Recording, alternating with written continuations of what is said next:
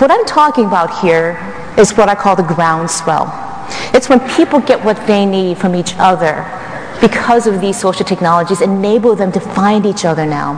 And that's exactly what's happening with the people you're trying to reach, your members, your volunteers, the people you're trying to influence and impact. They're coming together because of this. Now, it could be very terrifying in some ways because you have people like Dave Carroll out there doing these things to you, potentially. But in the same ways, I also think about it as something that's very powerful. And the reason why is because this is a fundamental power shift that's happened. There's no going back to the old days. Those old days are gone. This is inevitable. The groundswell is there, and you have to learn how to deal with it. Now, when you think about all of these technologies that John was talking about, they feel like buzzwords, don't they?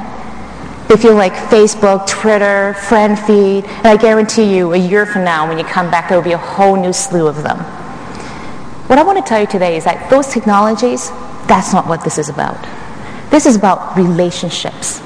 It's about the relationships you can form, create, and really develop amongst each other and with the people you're trying to reach. And I think the best example of this is what President Obama did last fall with the campaign. He changed the rules. He made a power shift happen because instead of just developing the relationships himself, reaching out hand by hand, person by person, he used these technologies to go out to reach people so that they felt empowered. He shifted the power from him and his campaign to the people. And by doing that, he did have to give up some of the control, but he gained so much more. He gained a movement, and he created a groundswell. So the question for you today is, how do you create your groundswell? What kind of relationship do you want? Do you want a relationship that is short-term oriented, one that's focused on a transaction, short-term outcomes, one that feels a bit more impersonal because you don't know who the other person is on the other side of that relationship? Or do you want something that's more long-term, something that is passionate, intimate, where there's a sense of loyalty between you and the people you're trying to reach?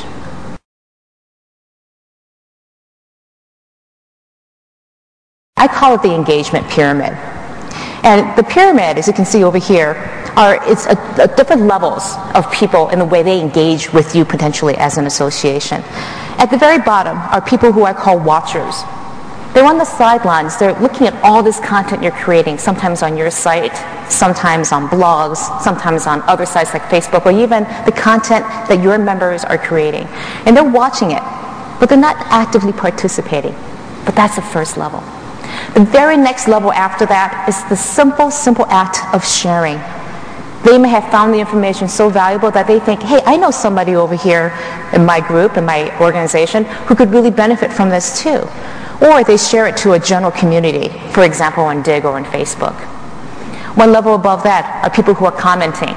People who will be adding reviews or ratings onto a topic. They could be commenting on a blog post or participating in a discussion group. Then there are producers. Producers are people who create content for a very specific audience. They're producing, curating information for them.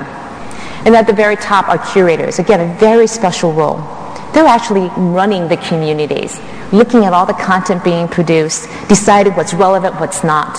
They could be moderating forums. They could be editing wikis. They may be oftentimes your employees.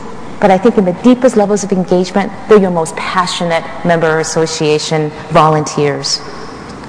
Now, when you look at this diagram, I think a key thing to remember is that you may want to be at the very top. You want that deep engagement, but the place to start is at the bottom. Because if you don't have a firm foundation, it won't stand on itself.